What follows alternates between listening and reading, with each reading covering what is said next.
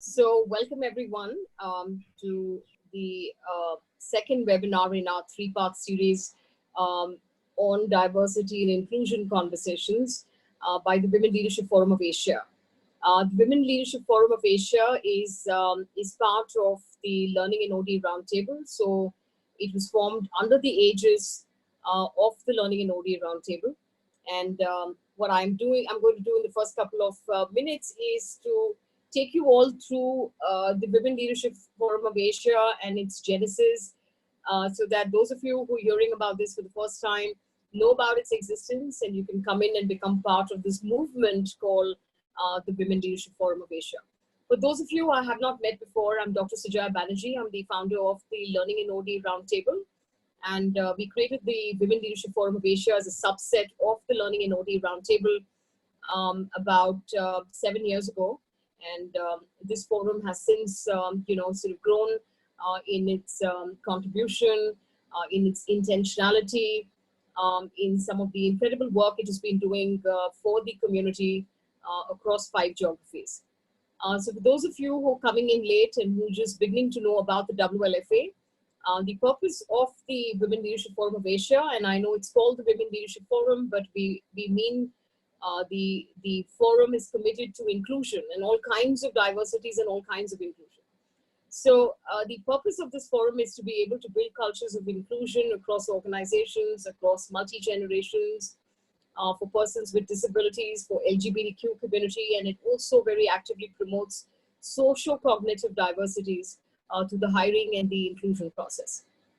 The Wlfa brings professionals from across Asia to be able to have constructive dialogues around this and to also learn tools, techniques, and best practices.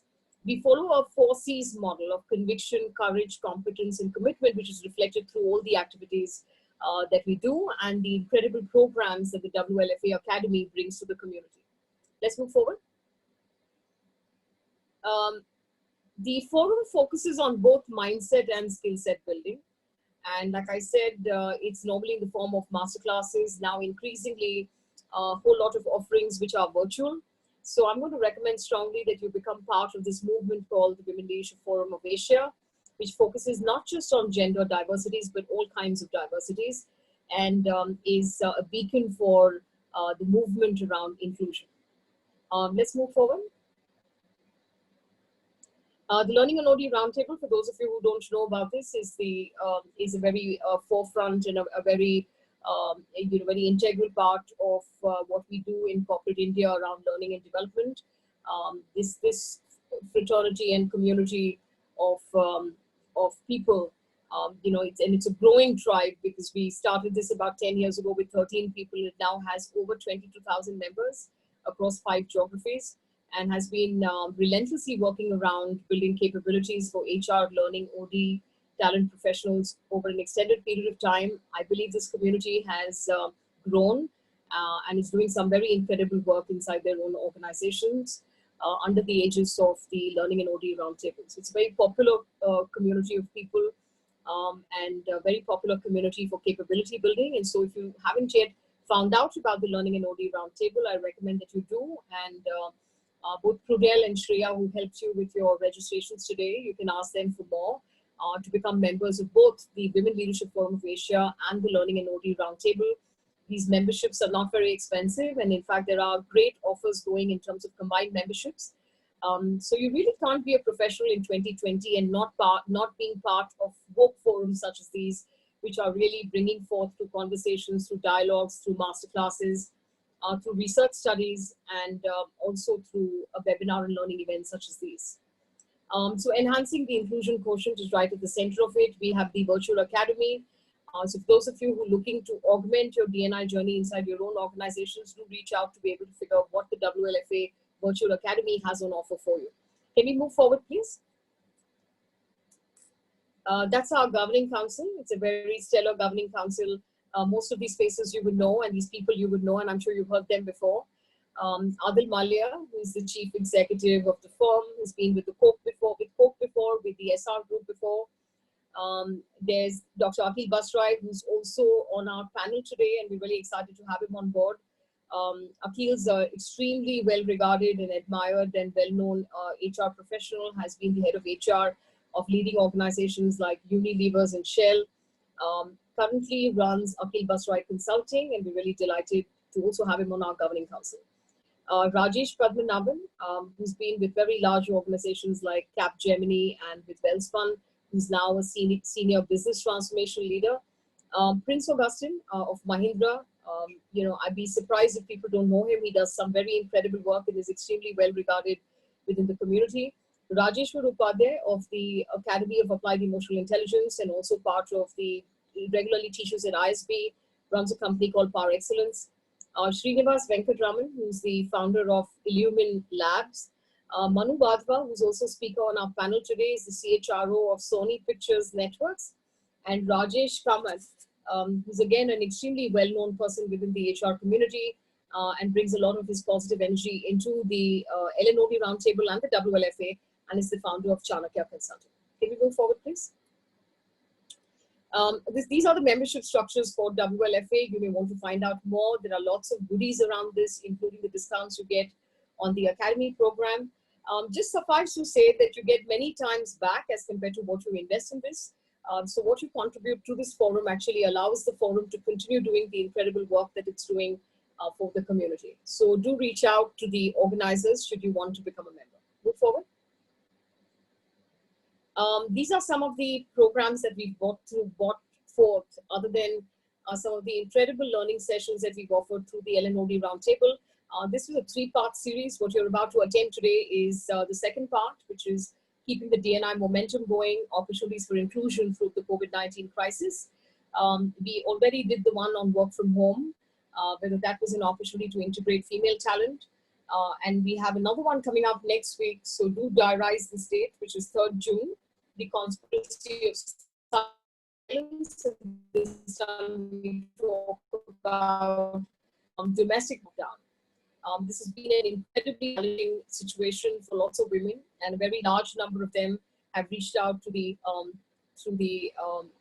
Commission for Women, and there has been an increase in the number of complaints of domestic violence through the lockdown. We want to be able to explore this together as a community, both men and women. So I encourage you to be able to register and come forward to become part of that conversation as well, which is going to be next week, 3rd June. Move forward. And with that, I'm really excited about all the people that we have today on this panel. Today's conversation is obviously around keeping the D&I momentum going. And what are the opportunities for inclusion through this crisis? We'll ask some interesting questions and we'll ask some difficult questions. But none of them are questions that we can't answer or we can't explore together to be able to find some significant solutions to some of these questions that we're going to raise today.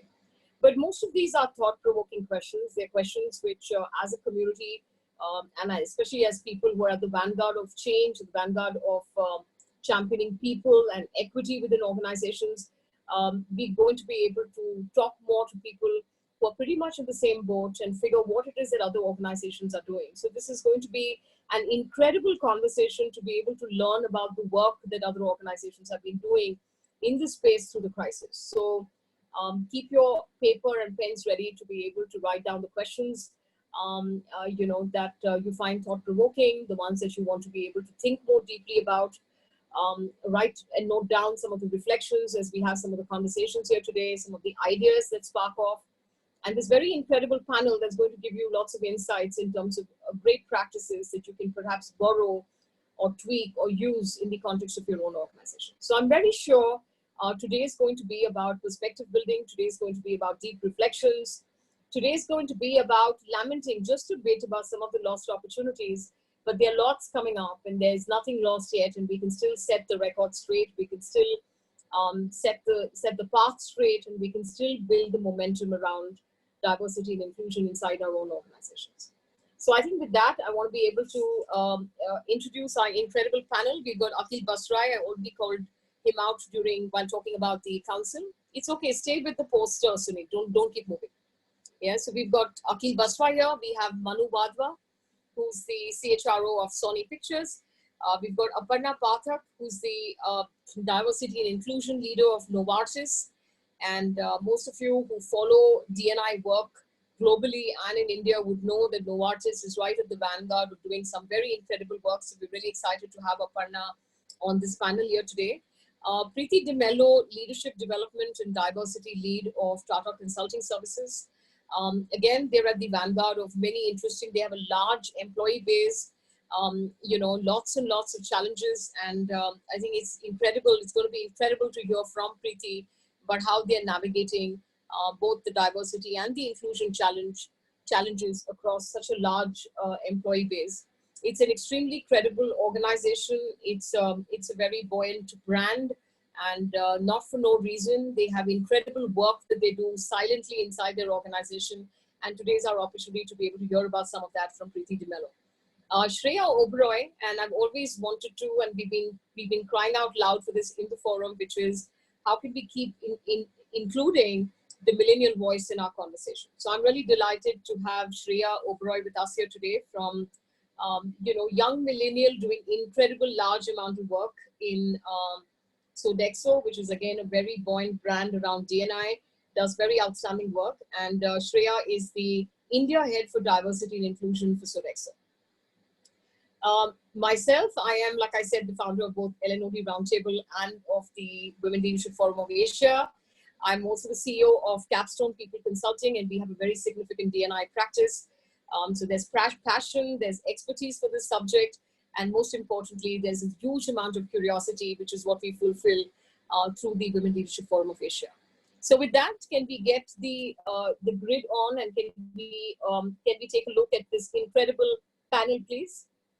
All right, so there they are. All right, we've got Akhil Basrai there, Aparna Pathak, Shreya, Preeti De Mello, and Manu Wadhwa. So thank you very much, all of you, for joining me here today. I'm going to request you all to unmute yourself. And some simple guidelines for those who've logged in today is that your mics and your videos are going to be blocked. That's in the interest of you being able to join in and have a great learning experience through this webinar format. Do use the chat box. So you'll see on your screen, you can click onto a chat box. So please keep posting your views, your opinions. Learning in this group is very vibrant, and it becomes even more vibrant because we don't just learn through questions. We also learn through your comments and through your ideas. If you have a specific question for a panelist, then you may want to direct it to them with their name, and feel free to do that. You can post questions on the chat box. We can pick it up from there. Or you can see a little box saying Q&A. You can feel free as we go along to continue posting your questions in the Q&A segment. So keep the chat box active and keep the Q&A active as well. I'm going to request the panelists as well to periodically look at questions or comments that are directed to something you said, and you may want to keep that live as we go along. Today, we're trying to experiment with something new. So we are going to have an audience poll every now and then. And I'm going to ask the audience to be very vigilant, very, very vigilant as we ask you questions and ask you to respond to the audience polls. But we'll come to that in only a bit. I want to be able to make sure that everyone's fine, everybody can hear. I can see that the organizers are trying to, the technical team's just trying to check to be able to make sure everyone's good and they can hear us as we start this conversation. So first of all, you know, all you incredible panelists, thank you very much for accepting to come in and to be able to have this conversation with me today. I mean, the fact that we've kind of experienced something incredible. I mean, this is a clear black swan event. This is an unprecedented time. I think we kind of, you know, everyone went through the shock and denial at the start, and depending on various organizations and their commitments to disaster management plans and to, you know, emergency response teams and crisis management teams, if they were well prepared, they had lesser work to do when they actually came into the crisis. And then there's a whole philosophy where a lot of organizations believe we could never really ever have been well prepared enough for a crisis of this kind. So notwithstanding that, the jury's out on that. I have a view on the fact that the organizations who had invested in this, not like a check in the box activity, but because they truly believed they wanted to plan for disasters which were other than floods and fires, have actually held themselves in good stead. And I think a lot of the others spent many weeks just scrambling around trying to figure out how to get you know, their arms around a business, you know, where the migrant workers had taken flight, where fundamentally customers had taken flight, the supply chains were broken down, and you had incredible amount of challenges about having to have people to suddenly work from home. And I do know, even as we speak, that there are organizations still struggling with the technology and the security processes around being able to make everyone fully functional from home. And we're saying this even around, even where we're coming out of the lockdown is just around the corner. I mean, it's just going to be another perhaps 2 or 3 weeks before we're out of the lockdown. And even at this time, as we speak, work from home and getting performance and productivity continues to be a challenge. So having said that, which is something that we've all been talking about for a while, the question that looms large is, is crisis a time to be able to keep up with our D&I agendas? Because for a lot of organizations, they've been nascent in this space. Some of the organizations, like some of you, have already been committed to diversity, inclusion, and equity in the work in your cultures for years on end. A lot of this comes in for some of you from your international headquarters. So it's a philosophy, a way of life, and the way in which your cultures have evolved over a period of time. I think it's incredibly useful to be able to open up the dialogue around whether crisis is the time for diversity and inclusion. So I'm going to raise the first poll question. This is for the audience. And panelists, please feel free to respond alongside with the audience as well. Let's have the first question. This is for the audience. We've made this really simple and binary. It's a yes or a no answer. There's no way in which we can route a response back to anyone. So please feel free to be honest, and because this is for the purpose of learning. Do you believe organizations have lost focus of diversity and inclusion agendas through this crisis?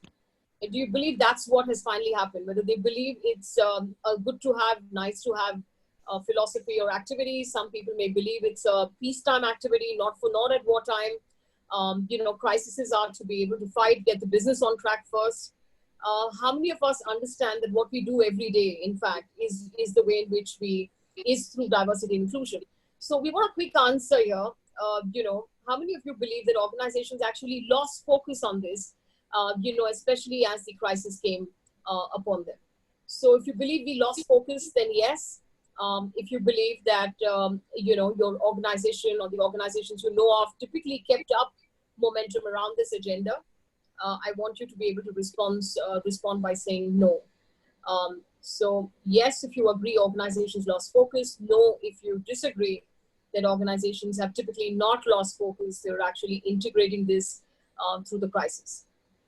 So about 30 seconds to respond. Yeah, so take your time and please respond so that we're able to register this. And I'm just going to make sure that everyone has a chance to be able to respond to this. Okay.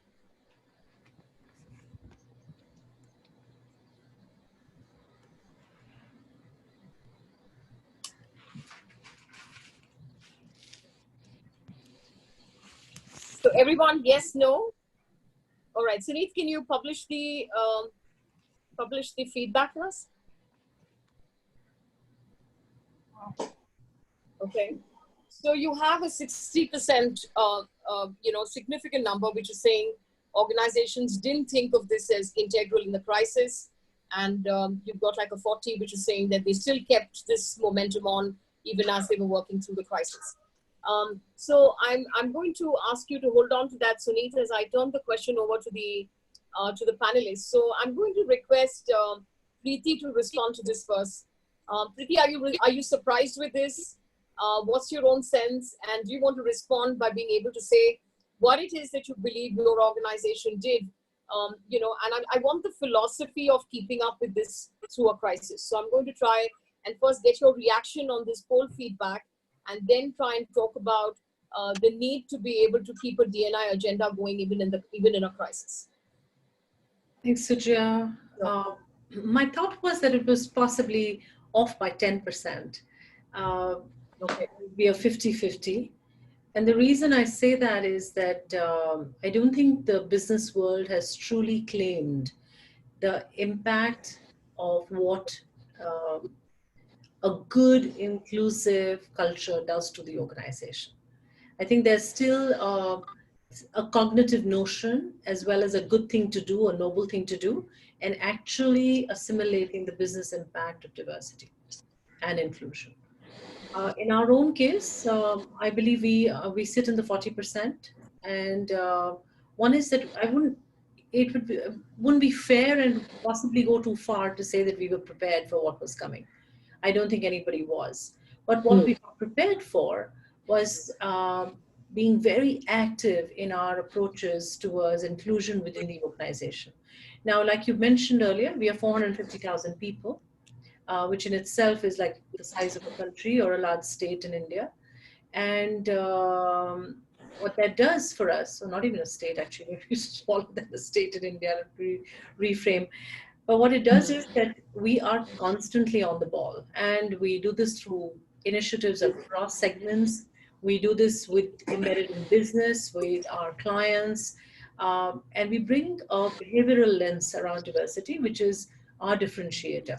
We don't treat diversity as let's be seen as people who do the right thing. We say this is a business imperative. Let's bring it in, and let's embed inclusion into the way we work on an everyday basis. Right. So I'm going to pull Manu in here. Manu, how can you reflect, or how can you, how can you actually keep the diversity and inclusion agenda alive through a crisis? And I'm now trying to do this for the sake of the 40% who said they didn't see these agendas. They in fact saw these agendas losing steam through the crisis. And I want to try and learn from you, how does an organization keep energies alive around this, around an agenda like this through a crisis? Thanks a lot, Sujay, for the question, and the poll has been very interesting to observe. As in collecting my thoughts, a few top of the mind that come is the reflection on the ecosystem around us itself. What this pandemic has created is by design an order of alternate work pattern. And that alternate work pattern has actually shackled a lot of presumptions, notions, prejudices that one had associated with DNI agenda. Whether it is related to gender, whether it is related to generations, biases on race, a lot of those have very naturally got submerged as a result of the push that all of us have had to live with. Given that we continuously push, as I call adversity is the mother of invention, and adversity is also the mother of creativity. DNI agenda organically has pushed in the organization because the organization doesn't have a choice but to think in terms of inclusion. So, in my mind, first act of order, if an organization feels that you are still losing the steam, is to take a step back and actually take credit that there is some which has already happened with the tsunami that hit you. So take credit in it and celebrate that credit with inclusion that is happening through technology, with inclusion that is happening by teams coming together a lot more than what they would have done when they would have been in offices. To take that step forward, my urge to all the leaders and people who are listening in for their organization is also take this to be the order of new normal and push for diversity and inclusion agenda, because a lot of those misnomers that got shackled can actually be used to the advantage to hire the kind of talent whom we always felt could not fit into the zone. And that is the call out which I would have as a thought starter for people who are listening into us. Okay, all right. So thanks for that, Manu. I'm going to pass that over to Aparna. Aparna, what do you can you try and elucidate for our for our participants? What does it look like when you integrate and keep the DNI momentum alive through a crisis? What does that look like? So the thing is, first of all, I would like to say that if you run DNI as something that is good to have, it looks nice to say that we have a DNI agenda. These are the things. Then obviously it will not be a focus when you're in crisis, because it is not part of your mainstream what you're doing. But if DNI is the way that you are running your organization, because you believe that that will bring, the diversity will bring innovation, diversity will bring creativity, then it is part of your agenda. And for you to bounce back from this pandemic, you need to be innovative, because what the model was before will not work. And for that, the brains that was working in a particular way will not really work in that same way. So you will have to think of creative solution, and it becomes more imperative to have more diverse thought process. And whether it is gender, generation, whatever other diversity measures that we were looking at. And actually, I agree with my co-panelist saying that, it has busted a lot of myths, because people would say, oh, we need to have the teams face to face. We can't have the team leader working from home or a different city. Now you don't even know which city they're operating from, right? We have team members who are in Basel, and you have team members who are in Kuala Lumpur, and it doesn't matter. You are all in this together, and now it is a level playing field as well. One of the things that Yeah. we used to talk about in inclusion, what are the various ways we can be, we can give like non-inclusive behavior. And one of the things was remote teams, because you have team members in one particular location, rest all are in one other location. And then you would not intentionally, you not be very inclusive of the other person's thought process. But this is actually created a level playing field. So this is something that I would say that the crisis has shown, that we can either be inclusive or non-inclusive. And if you are not inclusive, you will actually not be part of the team, because everybody is coming together.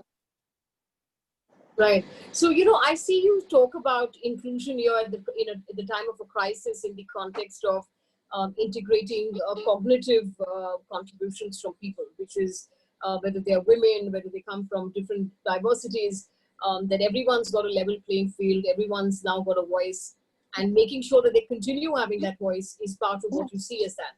I want to be able to turn this question over to policies or guidelines or programs that you create through a crisis, and the opportunity that has to be able to maintain or keep a close watch on diversity and inclusion, where you try and bring in equality and equity for all kinds of diversities to be able to be considered, especially as you change policies and you change guidelines. I'm going to bring in Shreya here. Shreya, any inputs on how it is that you can actually demonstrate diversity and inclusion through changes in policy and guidelines through a crisis?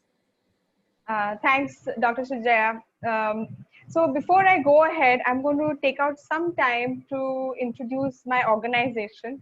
The others in the panel come from very famous organizations, but I think to put a context to the kind of work that we do around DNI, a little bit about Sodexo. Sodexo is a French multinational organization headquartered in Paris. In India, we have two businesses. Overall, we have about 470,000 employees. In India, we have two businesses, benefits and rewards. The food coupons and now the food pass has been in your wallet since 1997. So that's one of the businesses. The other one is facilities and food services. So we manage everything for an organization, and varied and diverse organizations. So it could be corporates, it could be manufacturing units, schools, universities, hospitals, onshore, offshore, rigs. So we have a very diverse kind of employer, our corporates that we serve. And we also have diverse kind of people working at the sites of our clients. So basically, we do everything to ensure that our clients and their employees are able to do their work on a daily basis smoothly, and ensuring that they have a better quality of life in their workplaces. So this is the hidden workforce, which is called the on-site services, the second business that I come from. Now, I was listening to all my panelists, and I was looking at the different kind of, the experiences that they're having, because they belong to different industries. To me, I think DNI is not just, it's not an opportunity. This situation is not just an opportunity. I think it is a necessity. Like, Manu has mentioned. What has happened now, if you look at our workforces, we have now put everyone to work from home, right? Think about how different generations are coping up. So I'm just going to another form of diversity. We have baby boomers, we have different generations. How quick are they to quickly move into virtual meeting rooms, virtual use technology and change quickly? So there is right there an opportunity for us to transform. What about people with disabilities? We have so quickly from working in workplaces to homes. Are we now sitting on ergonomically, managed chairs? So, what sort of other issues will come out of that? When we are talking about an economy that is going to drastically change after this COVID crisis, we are looking at some of our clients, going through force majeure now, and now some of our contractual employees at the site. How do we treat them when our clients are ending contracts with us? Because every employee doesn't go through this. Even if they're going through the same experiences, they are getting experienced differently, right? For example, there are people with disabilities at our sites. It is not as easy for them to get. There are people from the transgender community. They're single mothers. For them, losing a job or now at this time because of this economic crisis, how is it going to impact them? So I think that inclusion has to be embedded. And without inclusion, we really cannot move forward or actually be able to do the kind of work that we are doing. So if I talk about some of the policies, we have an internal portal which is called Access HR. What we have decided is that once there is the contracts ending, maybe in the next month or the month later when the clients come back and end contracts, and we have fixed term contract employees at the site, and we have to end their contract. How do we track people with disabilities? Can we create a different area so that we can continue to redeploy them at another site and treat them differently? Our HR team has also decided to give them access to our Access HR, which will continue to post new and upcoming jobs so that they can continue to take support from the HR team in terms of what is pending, if they have pending payments, if they have some questions to be answered, or if they have to apply for different jobs. So we are going to keep that bridge open for them. So these are some of the policies that we are constantly coming up with. We are redeploying a lot of people. The initial month of COVID, when a lot of our sites suddenly closed because the lockdown was just announced quite abruptly, we reached out to 45,000 employees, and not everyone is connected with a smartphone. Could just be reached out through WhatsApps, etc., to see how they are placed, what is their well-being. Another thing that we need to consider is the anxiety levels. I have a friend who's a psychiatrist, and he told me that his phone has been ringing off the hook. So this situation is impacting people differently. Today, I know of a friend who is heading a department, who has been the strongest person I know, has now anxiety attacks and has gone through this journey. So it's very different, and we need to sort of acknowledge these differences. We are looking at how, and you are going to have the next session on people with, who are experiencing violence at home, women who are experiencing violence at home. We started a program called campaign around gender equity begins at home, because we realized that it is not fair for women to be expected to manage work at home and also work from home. So it's really tough, and we are hearing these stories. So what are we going to do as an organization once we come out with a campaign like that? Your leaders are the ones who are driving such a campaign. Then people who may not be doing something like this will again change themselves, be influenced to change this. So housework is not just a woman's job. It's a gender stereotype, and how do we tackle that during the COVID situation? So these are some of the thoughts, and good points. more. Okay. All right. We're going to loop back to you. And Akhil, I know that you have lots of fans waiting to hear from you and hear your perspective, but I'm going to bring you in on the second loop, right? So we're going to have one more audience question. And this time round, I want to ask about, do you believe that women are being integrated well enough through this crisis, especially women we call out as high potential women and so on and so forth. Is this crisis being used well enough to be able to integrate female talent, women talent?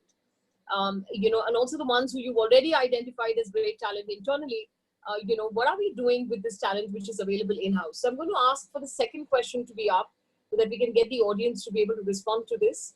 Do you believe women or high potential women are being integrated and provided exposures like being part of crisis management teams or heading recovery projects within organizations? So we've made this binary, yes, no. Do you see women? Do you believe women, especially the ones who are identified as high potential women within the organizations or are part of some development program and so on and so forth? Do you believe that this very scarce talent and, treasure trove of talent, there are not very many, we're the lowest on the Human Development Index as far as women are concerned, representation of women in the workforce all across Southeast Asia. So the ones we do have in the workforce are extremely precious. How many of these people have been given the opportunity, you believe, in this crisis to become part of crisis management teams? And how many do you believe are really heading recovery projects? Have you seen this happen? Do you believe they're being integrated? Yes or no?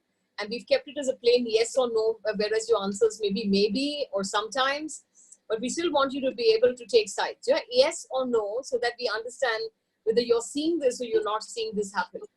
And we're now trying to unbundle diversity and inclusion in a crisis. So we picked up gender, and we're asking for those organizations that believe that their D&I effort is equal to their effort on gender, diversity and inclusion, because that seems to be the only work a lot of organizations have even opened their eyes to doing.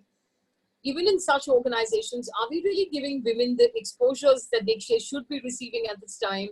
Are we allowing for organizations that espouse equality between men and women?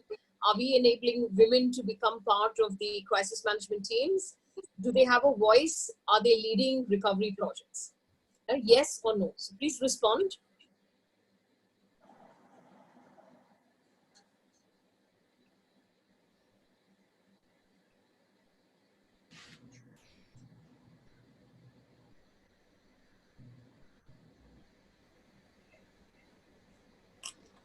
Okay.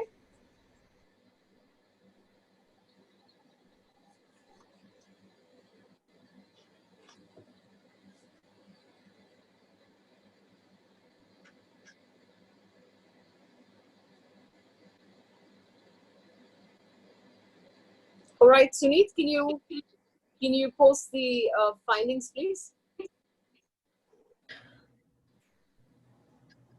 All right, so we have a more encouraging response this time, that you think there's a 67% that believe that women are being integrated well through the recovery projects, about 33% saying no. So just trying to repeat here that when you say yes, it means that you are seeing high potential women being given the opportunity to be able to lead projects or to be able to become part of the recovery programs. If you're saying no, it means you're not seeing women being integrated well enough. So this is not a bad score at all, and I'm going to ask you to take it off. I'm going to turn this over to Akhil. Akhil, how do you make sense? First of all, Sujaya, these results are pleasantly surprising. If people are saying that 2/3 of the workforce is including women, and specifically in crisis management. But I don't look at any significant numbers from the point of view of crisis management. Crisis management team works on 3 or 4 criteria. One, at levels, decision-making level, those who can really decide, they are included in crisis management. They are based on roles that they are performing, because certain functions will be very crucial in managing that crisis, so they are included in that.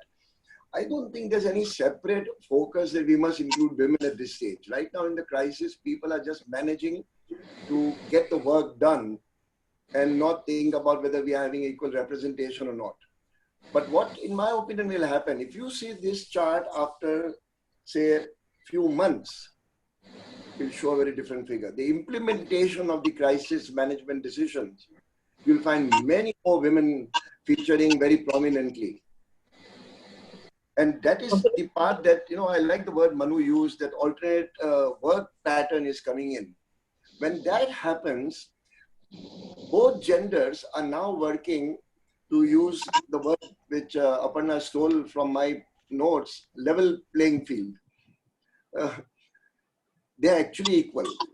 See, look at the background. What was the bias against women leaders and workforce? Very wrong bias, but the bias was they can't travel, they can't do long hours, they can't do outdoor work.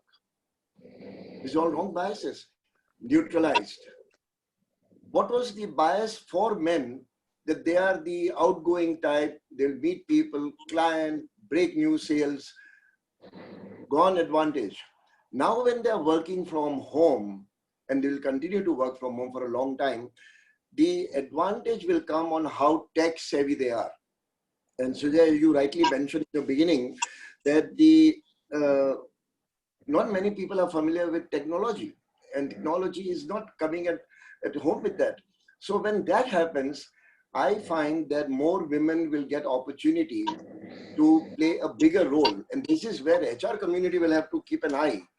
They'll have to actually target out that we don't miss out by the general flow of the old habits, and that we consciously include women in some of these roles that turns around the company. And bouncing back, I would rely more on women workforce, bringing back the bouncing back much quicker to the organization than otherwise. And I'm not saying just to make it feel nice on a WLFF platform, but certain savviness, a certain discipline that comes to women workforce, which we had ignored all this time, will now come to forefront and be showcased. As a result of that, we will actually have much more larger representation of women taking the organization turnaround strategy faster and effectively.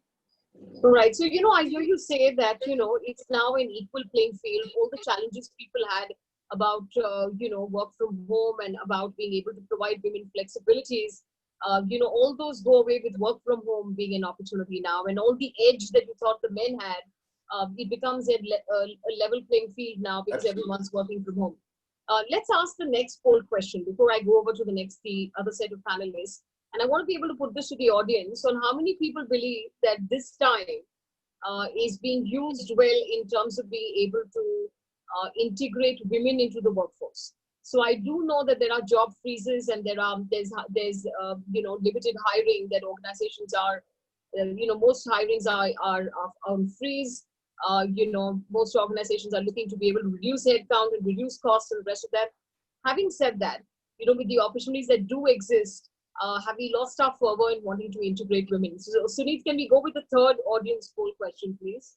And this time around, I want you to vote on, do you believe work from home is being used to integrate women or even open up opportunities for other diversities into the workforce? I've put specially able as an option, but do you think this is being used as an opportunity to say now maybe with the kind of flexibilities we can offer with work from home, maybe some of the others who could not have come to work can now actually take up these jobs and start doing them from home? So do you believe work from home is being used to integrate women stroke specially able into the workforce? So yes, if you agree, no, if you don't believe we're actually using this time or the opportunity or the context well to be able to integrate other diversities. So we're going to give you about 30 seconds for your answers to register. While people are responding to the next question, I do want to echo a point which Dr. Akil made, which is very Yes. pertinent right now to understand in the context of diversity and inclusion, which is to drive the BCP of the crisis at hand and the magnitude of the crisis which is at hand. I think it will be meritocracy that will precede any decision. And Yes. under the umbrella of meritocracy, Yeah. find two capable people who are equally equipped Yes. to handle the task at hand. Yes. I'm sure organizations are taking a forward looking approach to leverage Yes. their diversity. It cannot Yes. be the other way around, also. So that's one part which I'm very strongly seeing in the organizations as the time is going in. Right, right. I think good point. And while you've had that experience, there are being inundated with stories in the forum on how there are, unconscious biases, and there's a tendency to There is the affinity bias, which is at play, which is to be able to work with the same teams, with the same inner circles, to believe that other people don't have the ability to contribute because they're too naive, inexperienced, too preppy to be able to contribute. So there's as much as you're saying that it ought to, in a crisis, be merit oriented. And I see some of the participants having put up similar kind of comments saying that women are more resilient, women have higher EQ, they demonstrate high EQ. These are tough jobs, and they should invariably come to women. And I'm saying that while I take the meritocracy point, the truth is that we're working with people where old habits die hard. There is an immediate tendency to go back to the inner circle, an immediate tendency to work with people who they used to working with. And, I've always maintained that, in India, and Akhil, you can back me on this, is that, I think men have, confusion. A lot of them have a confusion, and especially this is an outcome of patriarchies where there's a confusion between chauvinism and chivalry. Between chivalry and chauvinism. So when times are tough, there's also a tendency to say, let's protect the ones who we see as weaker. We'll come to them, we'll manage them. Let us handle the tough jobs. And I'm just saying oftentimes that it's this subconscious chivalry that does not allow, sometimes more often than not, for very smart women or high potential women or even women within the workforce or highly qualified to get the kind of opportunity to contribute. You are being very kind, Sujaya, to call it chivalry. I would call it that it is an old boys club which was working, which is now disbanded. Yeah, you said it, yeah? Akhil, you said this. So, all right. Okay, so we're going to see the poll results. Suneet, can you publish the poll results for us? So do you believe this work from home is being used well to integrate these people? You have about 67% saying yes and 33% saying no. So I think this is good if they are being used well and they're being integrated well. I'm going to turn this over to the panelists. What is your reaction to this? And I can see that the audience is crying out loud for best practices. So can some of you share best practices? I'll start with Aparna. How are you integrating women? Give us one practice, and I'll keep asking each one of you for one practice each. What have you done to be able to integrate women well into the workforce? So to start with, I'll tell you, so obviously there is plan for the recovery process, right? Because people are going to come out of lockdown and you need to have a recovery process in place. How will the work look like? How will the, whether we are going for distributed work or we are going, how many people will be actually in office? So I must say the task force, which is at a Novartis level, not at India, at the Novartis level is being led by 2 women. And so those, and they will have teams and everybody. It is the ownership for the whole of Novartis. 110,000 people is being led by women, and it's not because of that. It is of course that some of them are the role that is there, but one is from the HR organization, the other is from the facilities organization. But the whole thing is being led by women. Now the other piece, when I'm talking about integrating women into workforce.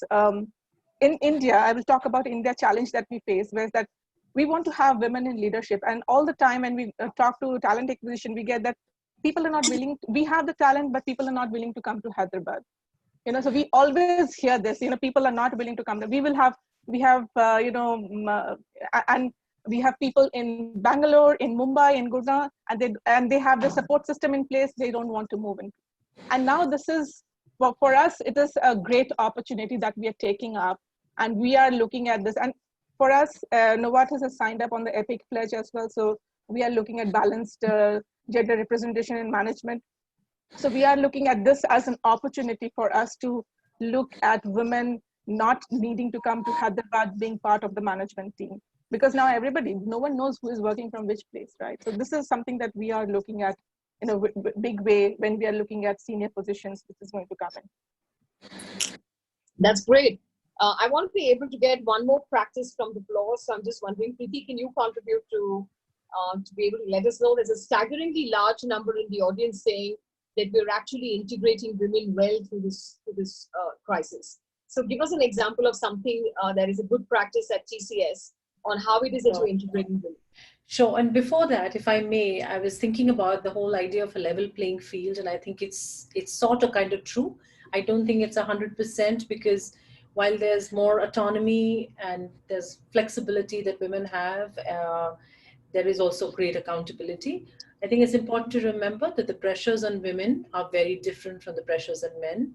There is also a great deal of conditioning across the planet, around all measurable societies, where men and women have very clear cut out tasks, even on the home front. So while I personally applaud the idea, and I love the what the poll is saying, that there is more of a level playing field than there was. But I don't believe COVID is the only contributor. I believe there are many other aspects to this. And I do believe that whatever we do as DNI functions, we need to bear in mind that women have uh, a greater burden on their shoulder in a sense. So at TCS, we're doing a spate of initiatives.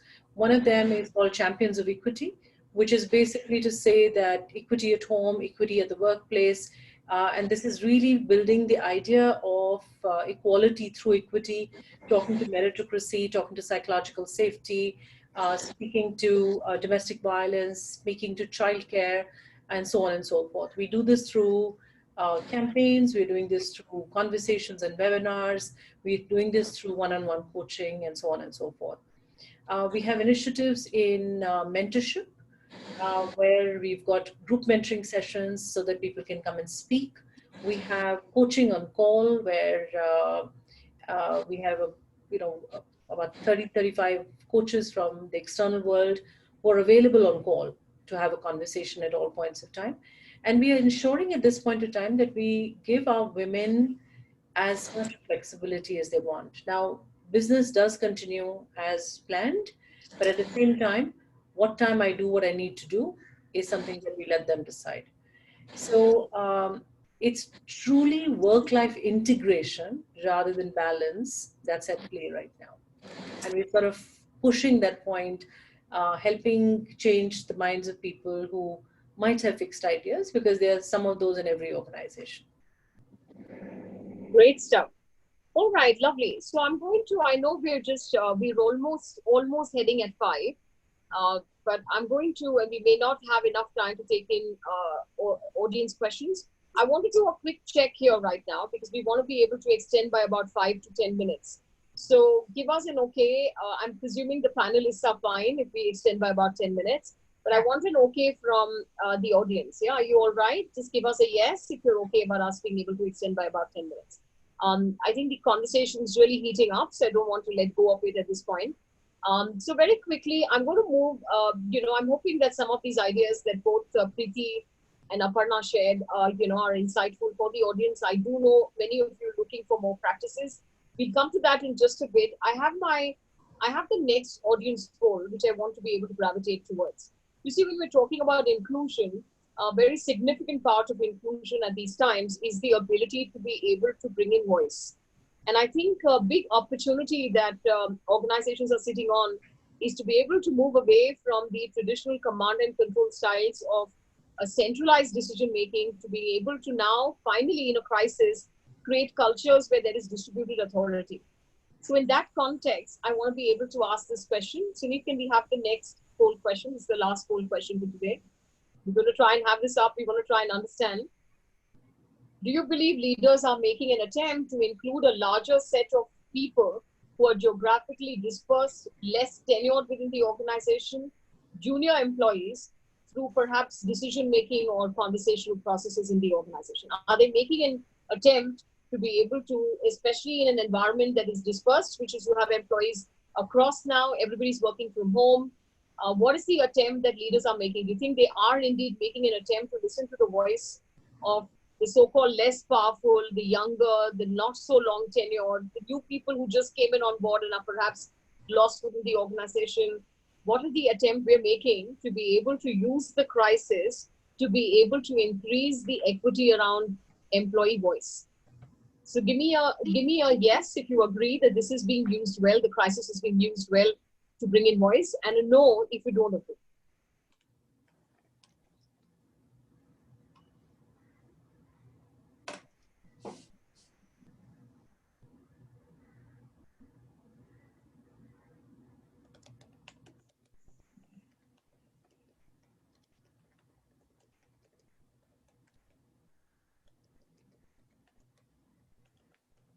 So, Joy, in the meantime, there were a few questions. So someone asked me about the pledge that I was talking about. So there is this EPIC pledge, which is about Equal Pay International Coalition, which is under the United Nations ILO organization, which talks about balanced gender representation in management as well as pay equity and transparency.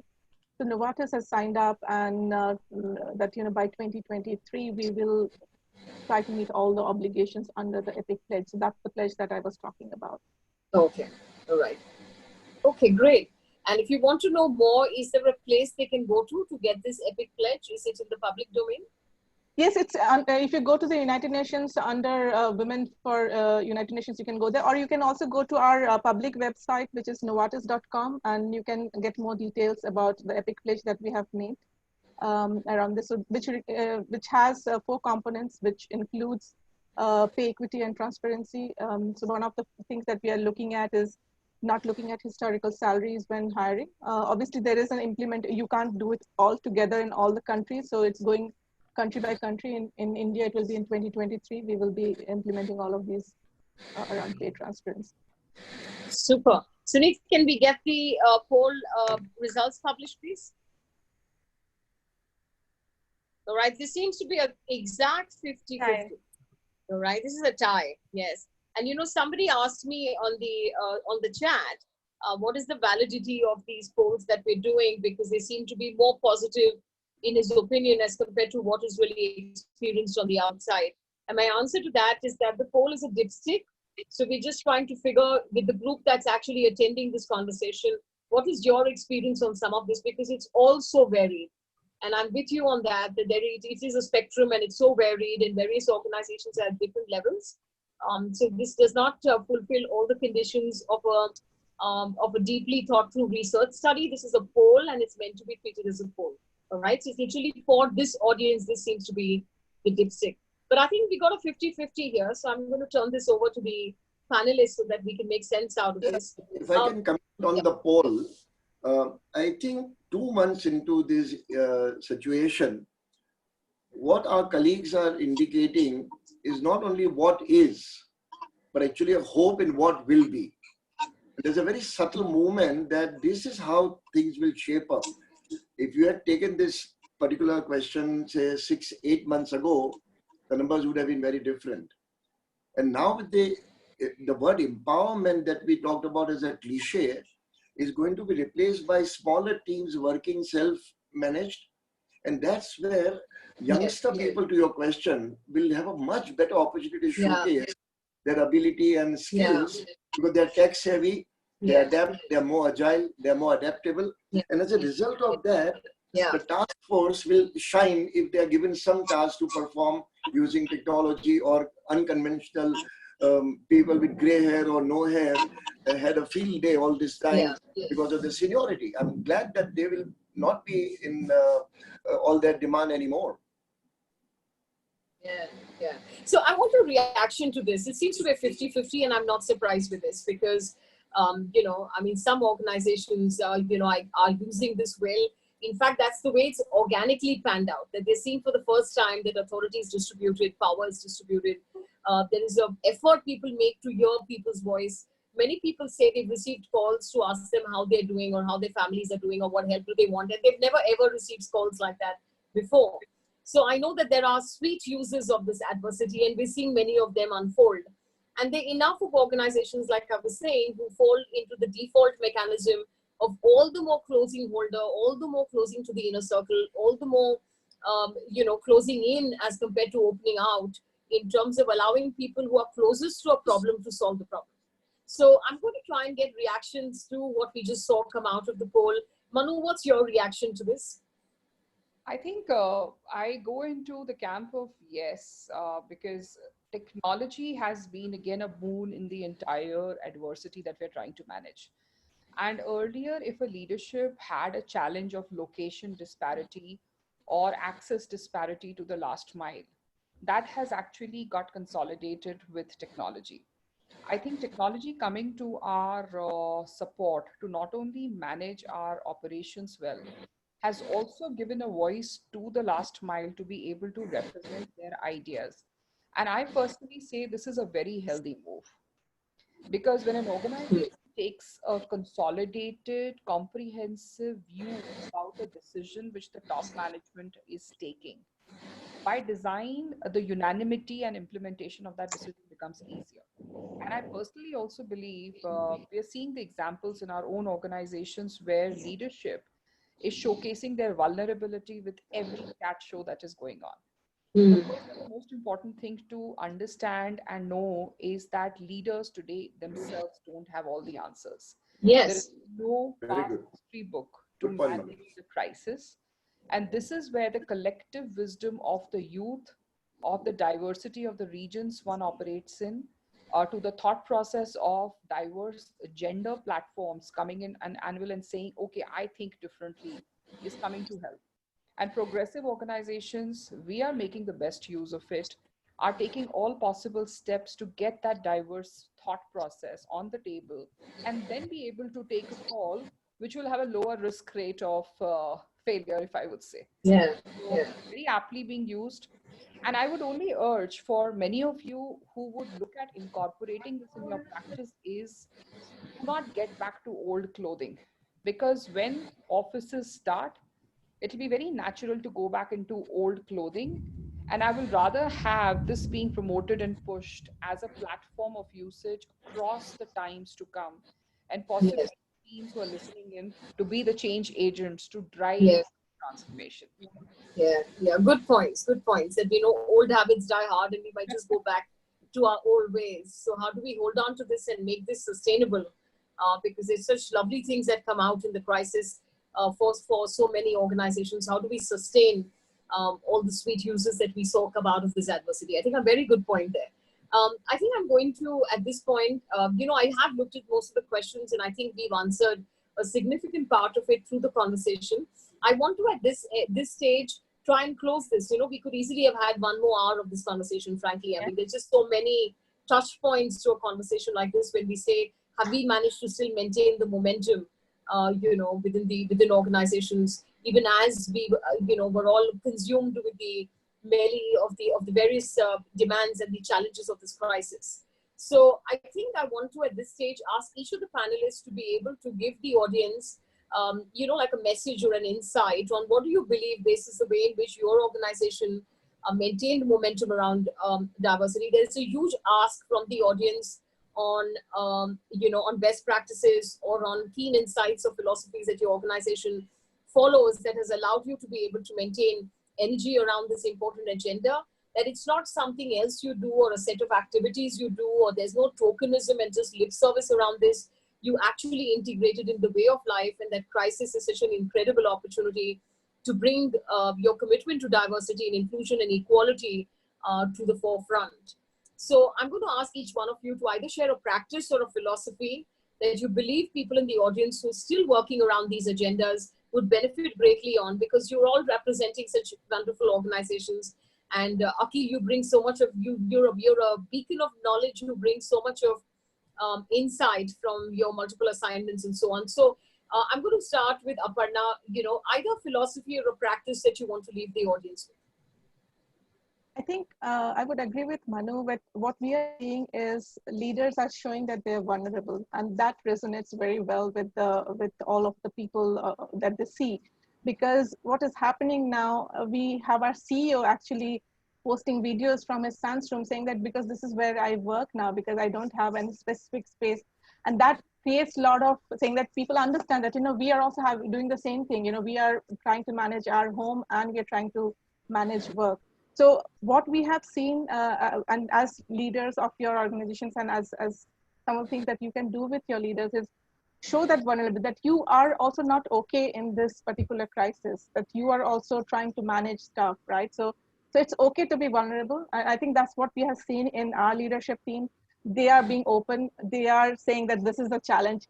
I think I want to go back to office. It's not that, it's not politically right to say that, I'm not enjoying my family life, but people are saying that I would like to go back to office for some time and come back, right? We all feel that, right? It's you have to make certain changes as well. So what I'm seeing is our leadership is showing a lot of care for our associates, and they're understanding that you have not, working from home is one thing, but having your family with your kids around, when especially when they're small kids, it's a challenge.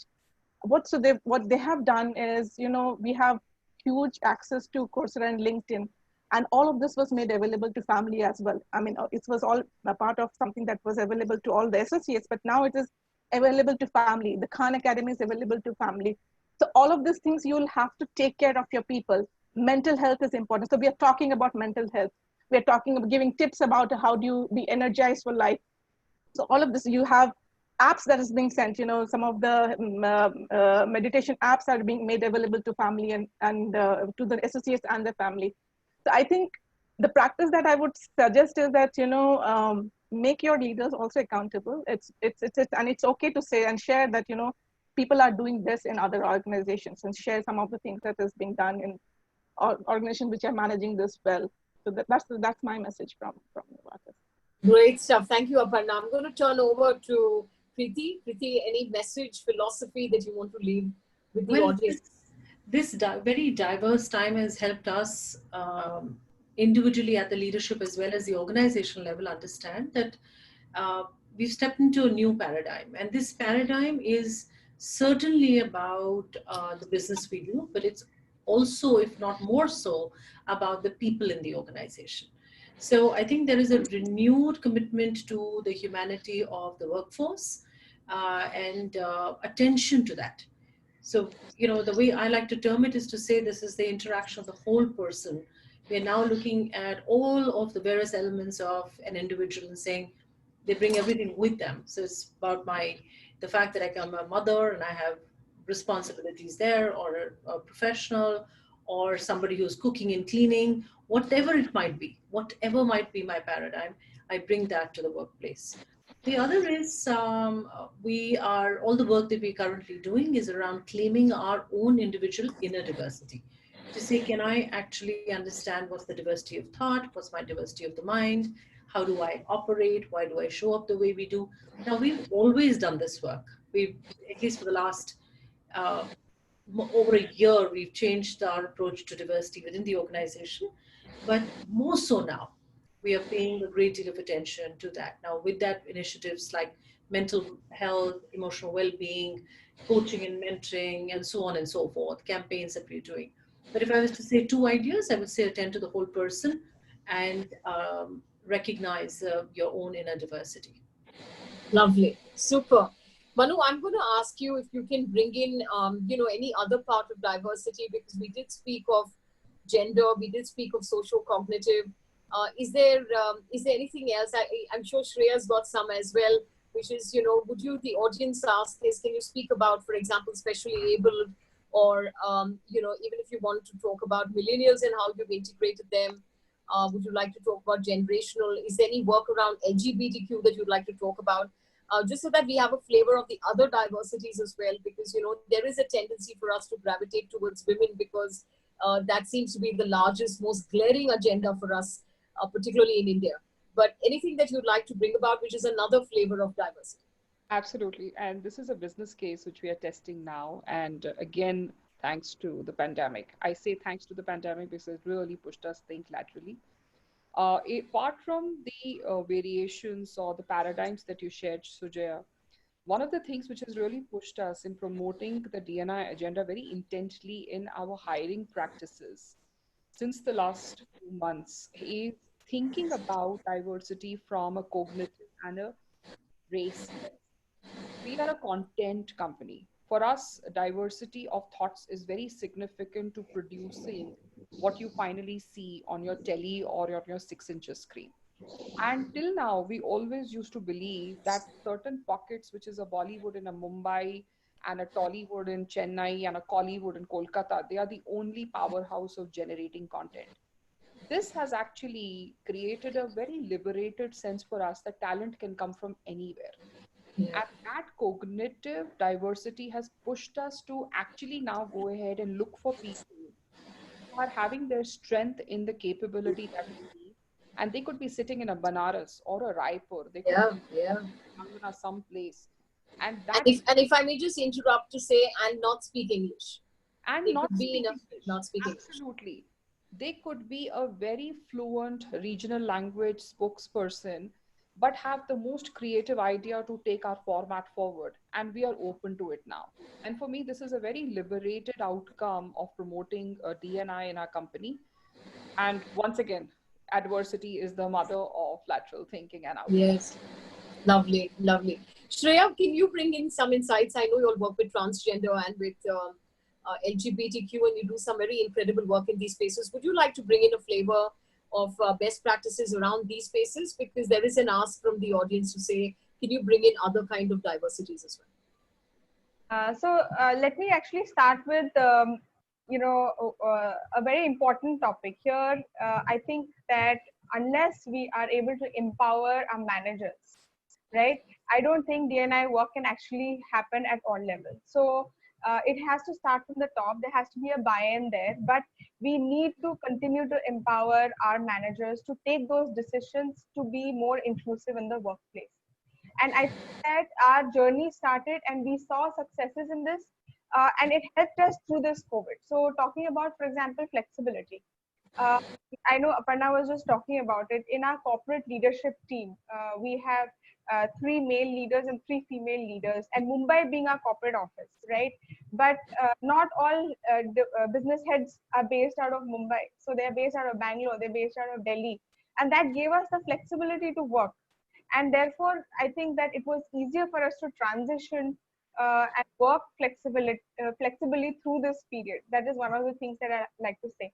The other thing is that we very quickly adapted because, again, of the leadership buy-in. For example, we had DNI programs like mentoring circles for young women leaders that we had just launched, and then COVID happened. And thanks to our corporate head, Karan Totlani, who said, no, we should not stop, we should continue. And again, you were talking about Pradeep earlier, and Pradeep was the one who said, we can't stop virtual programs on, when I reached out, what do we do with beyond bias? We are talking about unconscious biases, which is probably the single most roadblock for us to hire people. So what do we do that? So this is where we are now changing people to ensure that when we eventually start to hire, we have enabled our managers and we have made them, inclusive to be able to make these decisions, to be able to hire people, with diverse backgrounds, from diverse backgrounds. So I think that's very important. And one more piece that I'd like to add is engagement. I think that there were a lot of activities we did around engagement, and this sudden moving away from our offices created that gap. And I think that a lot of employees suffered because of that engagement, right? Because they now want to see the faces of their colleagues, and they want to get back to office, and they want to have that surrounding. So I think this is a very simple thing, but what they eventually translated it into is, can we have exercises, videos of people doing exercise at home? Can we have someone sharing their, write a poem or some hobby and share that? So I think that even that Shreya, helps. anything around transgender, LGBTQ you want to leave as a last idea for anyone who might be wanting to know? I do know you do work in that space, so you want to pick any of these, LGBTQ or transgender? So even when we are going through this crisis and we are no longer able to face-to-face meet our people, and this is something that I was discussing with Aparna just a while back, we are launching a 21-day challenge for our employees in the month of June, which is a Pride month. Again, working towards creating awareness and working towards creating inclusion. We just had, and you spoke of Margot a while back. Margot did a globally, a virtual call just like this with leaders who have opened up and who are from the gay community. So it makes so much of difference for our employees to see leaders opening up. It gives them the strength to say that this is an inclusive organization. If they can do it, we can do it too. So it's very important to stay connected, stay real with our people, talking about this, so Yes. that we can actually, be inclusive in that sense, truly in that sense. Super. Thank you so much. And I think with that, Akhil, you haven't given us your last word. Yeah, looking at the other. Akhil, I'm going to request to make it really brief because we are way off. I'll make it brief. So looking at your question, that other non-gender diversity, I think one of the benchmark companies to study for people who are on the call would be Patu Keswani's Lemon Tree Hotel. Yes, yes. They are doing amazing work. And I think that is one company which consistently has looked at diversity from various angles. And I would say that if you want to really study diversity from true sense of execution, that is a good company to work. Also look at Make My Trip. Deep Kalga type of people are working with younger generation in a tremendous way. I will be very brief, but I want to bring this to a pragmatic solution as a practicing manager. While we all believe in philosophy and the concept of diversity, what drives diversity, in my opinion, is numbers. And I think we must commit to that. When I remember when joining IBM in 2006, I realized that we had 16.35% women in the middle level management, not talking about total, overall. And I said, for an IT company at project manager level, can't we get more women? So after studying it for a couple of weeks, I sat down with my recruitment team, my team, and in that meeting, we decided we'll make this figure 27%. Now, don't ask me why 27, maybe because my daughter was born on 27th of July. So it became a good figure to chase, and it worked. And we said we will do 27% in 16 months. We won't forget the 16% that we are on. And every Thursday when we had a review, we looked at diversity as one of the major items. How many applications have come in? We didn't say, okay, how many hired? When you start asking the right question, how many applications have come in? How many were interviewed? How many hired? Suddenly the graph went up. And we actually touched 27.5% in, I think, 18 or 19 months, maybe not 16 months. But we did. So I think when we want to drive an agenda on diversity, this lovey-dovey, softy, fluffy stuff doesn't work. You come down to the brass tacks and say, you've got to achieve, period. And when you show the determination and you measure people, and I really like the way Shreya was mentioning that managers must be empowered.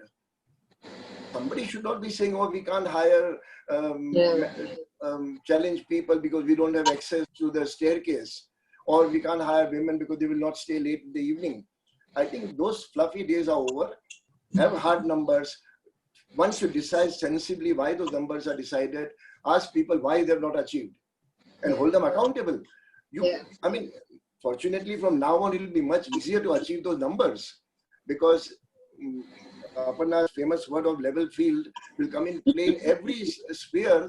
Now we're all equal. We can't say, oh, she can't do it. Because in fact, I feel sorry for the men folk now because those who are working from home suddenly are not that tech savvy. And the reason, Preeti, they want to go back to work is that there's a comfort of office and surrounding and your secretary and your colleagues, everybody's a support system gives you that prop. Prop is gone. You have to show your merit now. So I think good days are ahead for DNI. And I feel if we become very hard-nosed and drive targets and hold people accountable, it may sound very harsh, but you're doing for a good cause, no apologies. Right. And I think I want to be able to end on a comment which somebody made. And I think all of you have just been so great on, so pragmatic with what it is that you've actually shared with the audience here today. But there's somebody who was telling me that there was a big tussle within their organization on this whole business of work from home. And, most of the people within the organization believe that their kind of job can't get done from home. And suddenly a pandemic has solved that dilemma for them overnight. Because now everyone's working from home and they figured that they could have all done, so many of them could have worked from home. And they could have offered these flexibilities already to so many people. So I'm hoping that we're going to have many more such aha moments through this crisis, where many things which we thought couldn't get done or shouldn't get done or are not on or are not practical or not for us, not for our industry. I'm hoping more people are going to come around and start seeing reality from the level playing field that we're all talking about.